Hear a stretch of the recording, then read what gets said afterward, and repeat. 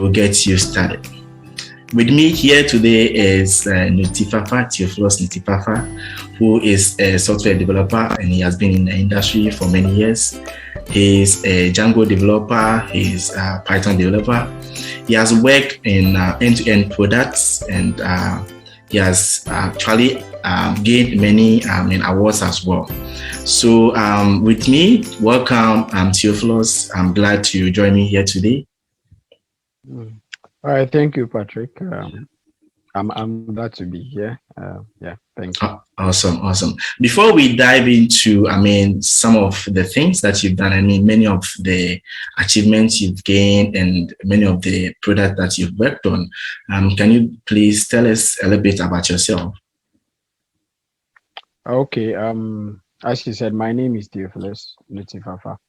Okay. I'm currently still a student at the University of Ghana. I'm studying economics with religion. Yeah. So basically, that's my background. I'm a level 400 student. So I'm about completing, and I'm a software developer. We usually say self-taught, but I would say Google and YouTube and all those things taught us. So yeah. Okay. But then yeah. So basically, um, I had to learn the software development by myself from scratch, and then I started developing products from there. Yeah, and some of the products are in the market right now. So basically, that's where I am, trying to run a company as this, I don't know, the CEO, the CTO, the everything of the company. Yeah. When you start a startup, that's how it works. So yeah, so basically, that's me. Okay, great. So what actually, brought you into tech? How did you break into tech? Was it a passion? Is it something that you realized when you were young, or it was an inspiration from a friend, a colleague, or someone that you came into contact with? Well, I would say I always loved IT. I grew up in a village. Let me see, somewhere that there was not really the computer and all of that. Okay. So I remember with my friend, we used to. So during the week, if we got any money, we pack the money till the end of the week, Saturday, and Yeah. then we'll go to another town where there's a game center and the computers to browse Facebook those times. So then we would take car and then we'll go to that at that town. And sometimes we got then the game center is not open, Okay. and then we'll come back.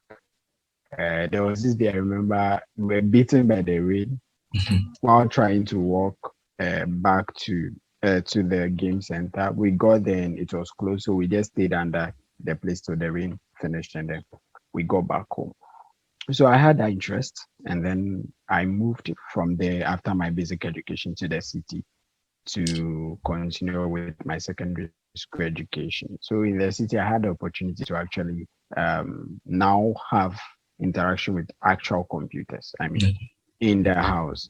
So from there, the interest started coming back, and then I think from there, and then I had a software developer in my house who always made noise about it. So it kind of gives you the what is this guy doing?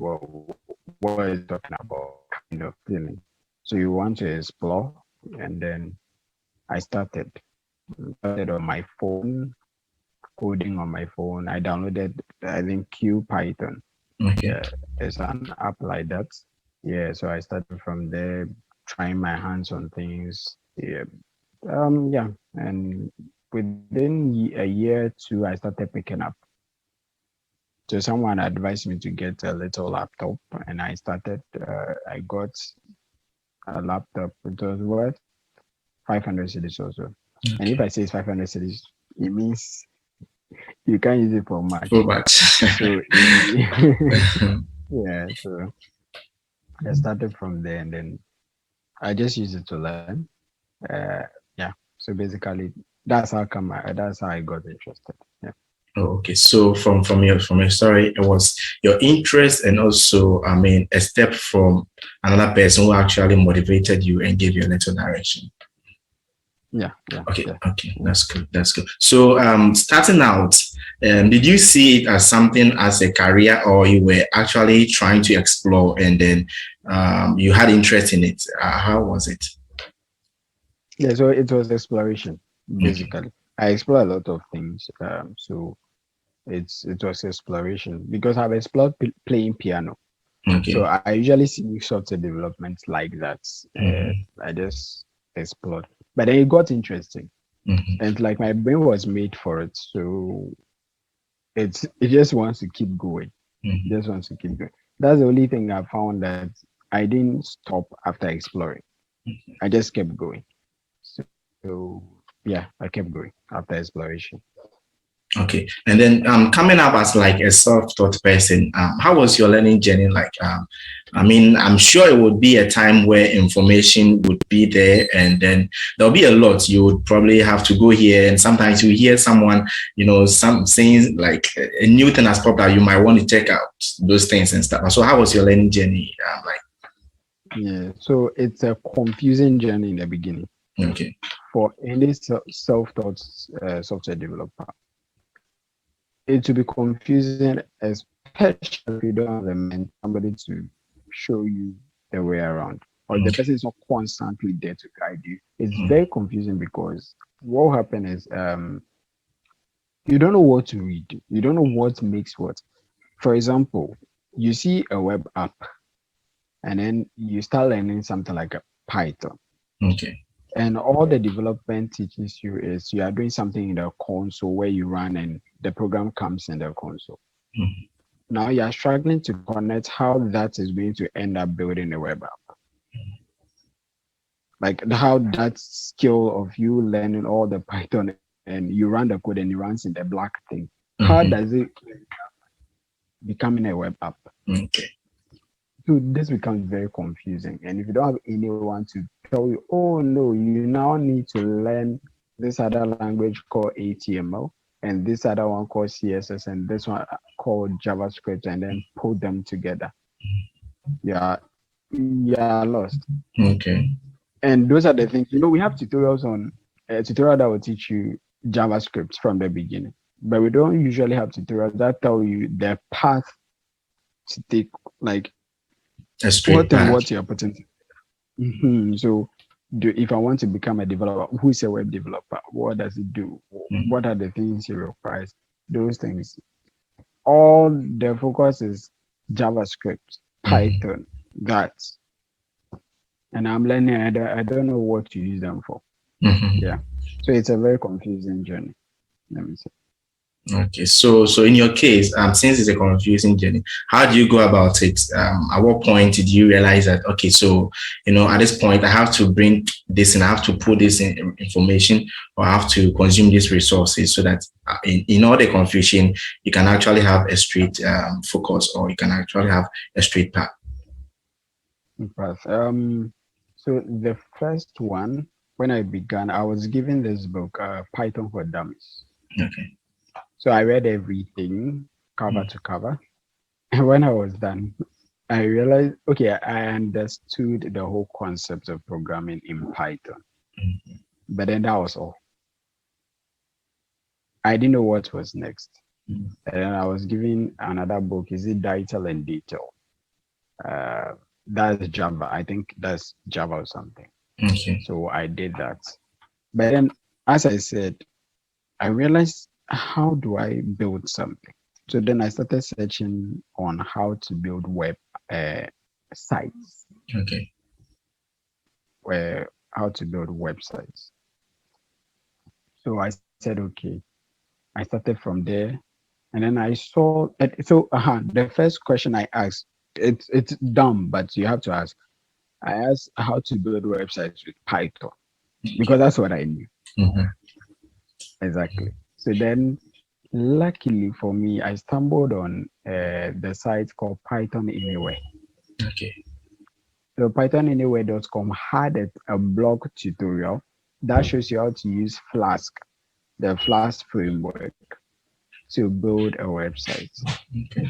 And I think it was good they didn't come up front to say that you had to go and learn HTML.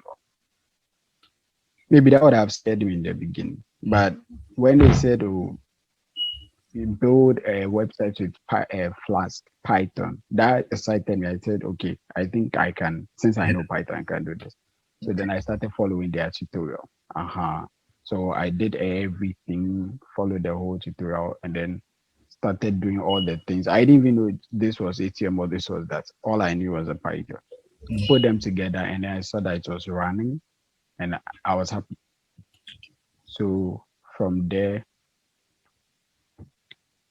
the rest is story. Okay, that's interesting. That's very interesting. Yeah. Yeah, I want to ask, did you find the learning journey to be very difficult or confusing? Or let me put it this way. Did you feel overwhelmed with the information? And then did that actually affect your learning at a point?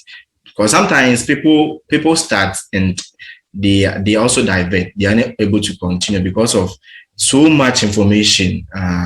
They give up and they are not able to continue. So since you're able to pull through, what actually motivated you to? Okay, so I'll first of all say that yes, I was overwhelmed in the beginning. Mm.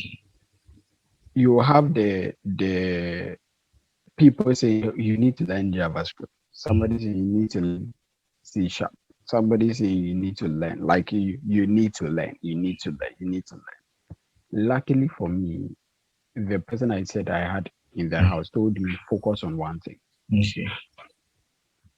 So that's the when I took it seriously. So it became like, okay, let me go back and refocus on Python. So that's all I did.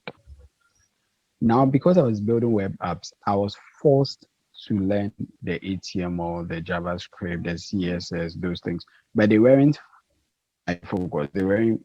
But I was learning them because I needed them to do what I had to do. That's all. And then, yes, the information you see, I read from Medium. I don't know if you know Medium. Okay. Medium, there are articles there. Yeah. So I go there and I read some software articles. Yeah, and people are saying a lot of different things. Mm-hmm. And you get to like it's overwhelming. It's really overwhelming. But if you have somebody to just tell you what I think that's it. Somebody should tell you something and you take it from there. It's going to work. So you feel that getting that kind of guidance helped you at a point to sail through. Yeah. Okay. Yeah, even though you still need that self-discipline to continue learning. Okay. Because the person won't force you to learn. The person will just tell you what to do. But the guidance is very important. Yeah. Awesome. Do you remember the first thing you were able to build after learning, or anything you were able to create? Yes. Yeah. But when I moved on to the serious things, usually when you're learning the normal, they give you tasks and things, rock, paper, scissors, and those things. So those ones I'll put them aside. But then the first one was a very horrible website. But what was good about that site that kept everything going was that I had the idea to teach other people. Okay. I don't know why, but that was the idea that came. So in my website I was doing, it was some kind of bloggy website. Let me say a blog. Okay. That just outlines Python lesson, that kind of a thing. So Python lesson 1, Python lesson 2, something like that. Yeah, the interface was very horrible. Mm-hmm. I wish I had pictures. But then, so I called it Python with Ellie. Okay. That's my middle name. So that was the first thing I built. It was very horrible. But then eventually that's what is Pyway right now. So I think it's amazing. yeah. That's the basically. Okay, that's good. Did you come across, working with other people after, you you realized that you were good enough to actually do learn on your own and continue exploring on your own? Did you come across working with other people as in a team? Yeah. Yeah. Did So that? Okay, I've worked in that team. Yeah, I've worked in that team. okay. How did that also influence your learning journey? Yeah. So working in a team is a whole new level. You Mm-hmm. see, when you're working alone, the whole code is for you. Mm-hmm. You know what you're writing. You know where you are going. When you're working in a team, it's another skill set. You have to understand that now when I am writing the code, somebody else will have to understand what I am writing. So it means even though you used to ignore comments, now you have to put in comments. Even though maybe you used to name variable names anyhow, now your variable names must make sense because somebody reads your code and it's like, what is A, what is B? So you need to up your game. Now you now learn GitHub or Jet, the whole Jet flow, because you need to be pushing code. Somebody will need to pull it. You need to know how to fix uh, conflicts. You know, all of these things. These are not skills you learn when you go to the normal programming. They are taking you through programming. They will just teach you Python. They will teach you JavaScript. They don't teach you collaboration. Mm-hmm. They don't. Nobody teaches you team collaboration. Jet flow. Nobody will teach you this. Maybe you might get it as a course, but of course, it is when you start teamwork that you realize that okay, I need to learn jet flow in order to be able to collaborate. And then timing, all of that, communication, being able to tell the person what you did, where you are, all of these things. These are not skills that are taught in program, but these are things you pick up, yeah, as Okay. you work in it. Yeah. Okay. No, as a software developer or someone in tech, how do you think putting yourself out there also pushes you to go further, or to have that kind of international um, I didn't appearance? get the question. I didn't Yeah, get the question. yeah. How I'm saying that as a software developer, someone in tech, yeah. How mhm. do you think putting yourself out there goes further to push you to probably international places, or gives you the face out there? Because maybe learning the technical skills is one side, and also being able to sell yourself or talk about your skills and present Right. yourself to Mm. maybe employers and hiring managers and staff. How do you think learning those skills also helps you in maybe getting a job and also in the community itself in general? Okay, so first of all, this is going to I'll answer it very simply. If I know everything and I'm in my room, nobody knows. I'm Okay. in my room. I know all the things that maybe could hack NASA or I could work with NASA, but I'm in my room alone and I'm the only one who knows it. It is me and my computer. Who knows who can come and carry me that please come and work with me or Mhm. let me pay you to work with me.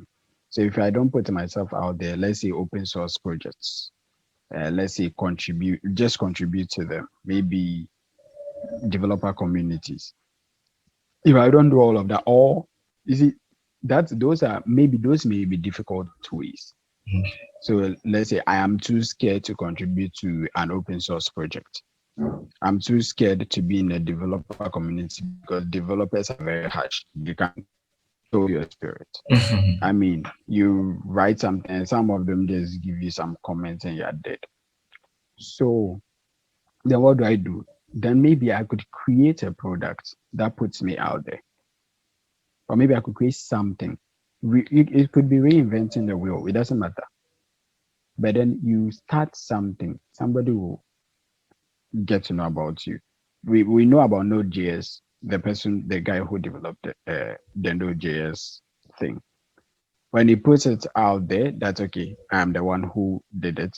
He has already Node.js. I'm the one who developed Node.js. Mhm. It's a I big mean, thing. that's yeah, that's a big thing. So maybe he was working in his room alone, but he has developed Node.js, and Node.js is now what is backing somebody's whole entire, uh, entire Product. application that is Okay. running the whole company. So something like that, you put yourself out there. So if you know you've learned a skill to a certain stage and you can start putting yourself, even if you can't go into people, you can do something secretly in your room, and of course the internet will help you out. When you are done and it's good, the internet will help you out. You can put it on Google Play Store. You can put it somewhere. Somebody will see it. So I think and it helps you when Okay. somebody sees your work, because the truth is there are so many opportunities that I get. It's not from the fact that I submitted a CV. Okay. It's from my previous work. Mhm. So and then there are employers who don't want to see your CV. They want to see the work you've Yeah. done. So usually the first thing I say is get the portfolio site. So at least your portfolio site. So if you visit my portfolio site, you'll be like, okay, this is different. So as soon as you see that, you're like, okay, well, it looks good. Mhm. It sounds good. Yeah, because my portfolio site has music. So it sounds good and it looks good. Okay. So Okay. you can So start it's from there. At least somebody asks you, what have you done? Oh, please visit my portfolio site and use it to show your skills. Do everything that you know. Uh-huh. okay. Great. So coming from, your interest and desire to help community and also to impact the skills that you've got. How did you eventually go about that? Were you able to push that forward or you stopped? Oh, yes, I've pushed it forward. And so that's basically Pyre and Fastcare right Okay. now. So more like a Udemy in Ghana or Mhm. Africa. Okay. Yeah. So I've gotten some people who they want to teach on the platform. So that's a plus. And we've had a lot of people who came to at least pick up some skill. Even if they've not picked up anything, at least they pick up something, at least something. And then Fastcare is the other one, which is the health care app. It's for delivering medicines and a counseling platform, an anonymous counseling platform. Then we have a social health platform also built into it. So um, people commenting about social issues and all of that. And then the delivery one, we are already delivering drugs to people. I mean, Okay. people, yeah. So you make a request and we send it to you. So that's already making impacts. Yeah. So even at this stage, I could say that it has done something already. So that's That's very great. So that's very awesome. Coming from, teaching yourself and coming to that standard, I think it's very, very impressive. And having the opportunity to also teach other people the skills. What are some of the things that you've realized that, if you were the person, you wouldn't have done that because now you're at a point where you know how to put this and this together.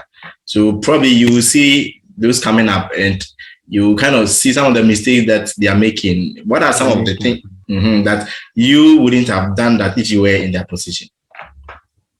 Okay, right now, well, most of them give up easily. Let me put it Okay. that way. So most of them have the mindset that coding is hard. Okay. So they come, they don't get one or two, they pull back. Secondly, I don't know if they want the mentor rather to be chasing them. Oh, okay. First of all, if you have a mentor or if you have somebody like me as your mentor, it's not like I it is because I don't have time for you. Like, so whenever you push, the people that I've taught the most are the people who worried me the most.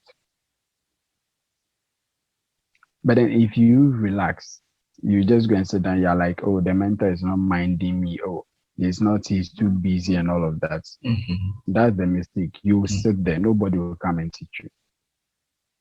when I started, I took my computer to Dominic. He's a developer, and I asked him, I don't know anything about this Linux thing you guys are talking about. So install it for me and teach me how to use it. So he taught me how to write sudo whatever for you to enter in your password account. He taught me that. Okay. Anytime I have an issue, I go to his place and then I sit him down and then I discuss with him. Even when I got my first job, because I didn't know how much to charge. I went to him. I told him, "This is the job I've got. How much should I charge?" Yes. So you keep following, like, but I've seen that most of us now, it's like we want the mentor to come and, I don't know, wake us up, that get up, go and code, get up, go and do this. Ask your mentor, please give me something to do. Give me a task. They will give you something that they know that at the end of the day you will learn something. Yeah. Yeah. Okay. So basically, I just feel we are too relaxed nowadays. Or most of the people I've encountered. So anybody comes to me and they say, I want to learn coding. In my mind, I'm like, I've seen thousands of you. Like I've seen a lot of the type of you. So if the person keeps pushing, let's say 3 months, 4 months, the person is still asking the person, then my mind comes back to the person automatically. I now want to help the person. But when you initially say it, I'm not really thinking of, because I feel like you're one of those people who just thinks it's an interesting thing. You want to do it, but I know you give up after 2 weeks. So if you go beyond your that's what they should really pay attention to. Yeah. Okay. And being a self-taught developer, what would be your advice to people who are interested to break into tech? Because most of the times, what you hear is, I need a computer science degree, or I should be really good in mathematics. Because that's what scares most people for not actually jumping in. Yeah. So, as a self-taught person, what would be your advice to someone like that who has the desire and trying to break into tech? Yeah. Okay, so if you have the desire to break into tech, first of all, it's a myth to say that you need to know mathematics. You and I will know that you don't need to know mathematics. Even if developers using mathematics, they don't think about this maths themselves. So right now, if I wanted to code, even the almighty formula that we call it, Okay. if I type it in Google, Google will give me the almighty formula, whatever it is that I need to know about it. I just translate that one into code. Okay. Now, the good thing about it is when you write it that once, you've written it once, you don't need to write it again. So why are you breaking it? Is the people who go to school and they give them the question and they have to solve the question over and over again. They are the ones that break their head. We write the function once, you give it another question, it solves it for you. Give it another question, it solves it for you. You don't do it again. You do it once. So how is this a difficult thing in the first place? Now, so that's the math myth. The second one is I don't think it's one of the jobs that's it's actually the easiest to be inside and you don't need a certificate. If you wanted to be an accountant right now, I'm not sure anyone will employ if you don't have the certificate. Yes. But yeah, if you're a developer, if you show them that, let's say you are a developer and you were the one who developed on your own, Uber, the Uber app or the Bolt app on your own. Tell me who wouldn't employ you if you go to their office. What certificate do you need? If I enter and I say I'm the one who developed Bolt, you say sit down. Yeah, so that's your certificate. Yeah, so if you learn the skill well, that's your certificate. The skill is your certificate. That's why I said you should get something that you've done. So when somebody asks you, what have you done? Then you say, oh, please check this out.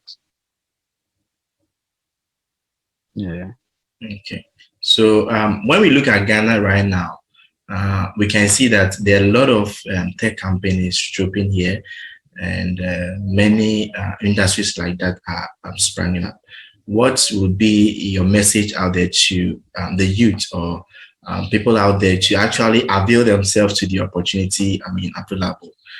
Because talking about software development, that is not the only skill or career Yeah, in tech. There are many. Yeah. So there are the many things. opportunities are there, but one has to actually make ready or set themselves ready. So what would be your message to the youth?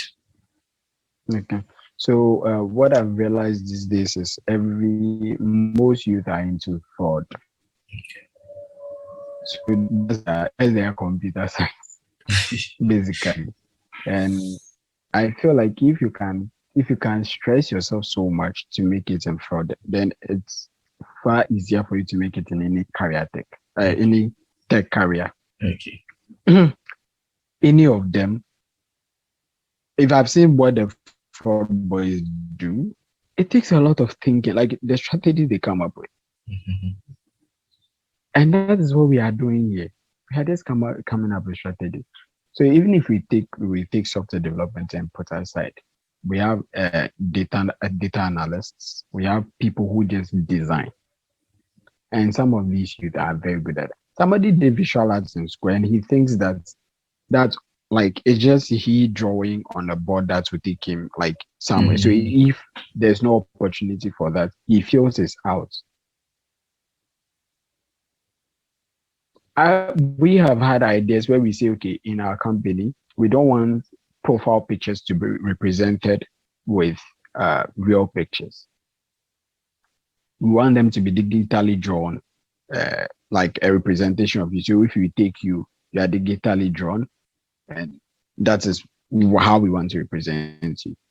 Basically, it means we can pull somebody from visual arts, and the person will be working with us. So there are diverse ways where we can fuse all the skills, even if it's the frauding that you've gotten skills for. I think there's a way that can be fused into the tech career. So what I would say is that if you're out there, you think that is the only way out, that there's a better way out here where you're making legit money, and police will not come and Oh, arrest you sorry. in some. Nobody will worry. Like it's a legit place, and it's a really good place. Yeah. So basically, that's what I would say. Okay, so let's go into some of the things that you've been able to achieve. Talking about building fast care and Pieway. Kind of think it has taken you to, really far places. What does that, sent you to, or what is the exposure that fast care and Pieway has been able to give you? Okay. Truthfully, more than I can count. Um, Places I don't know what else would have taken me. It has taken me. Yeah. So that's what I would say. Because, for example, fast care like this, it makes it possible for me to say, okay, tomorrow I have to get meat. If let's say right now I wanted to make a proposition to the Minister of Health, do you think I have a strong case because I'm holding fast care? I think I so. think so. Yeah. Because that's a potential product. Like that's something that can.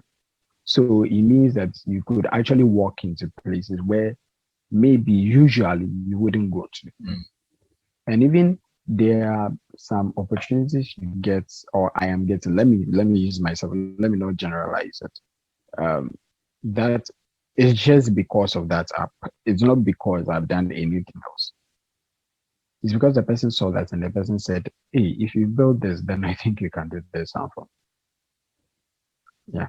So the exposure is, yeah, it's a lot.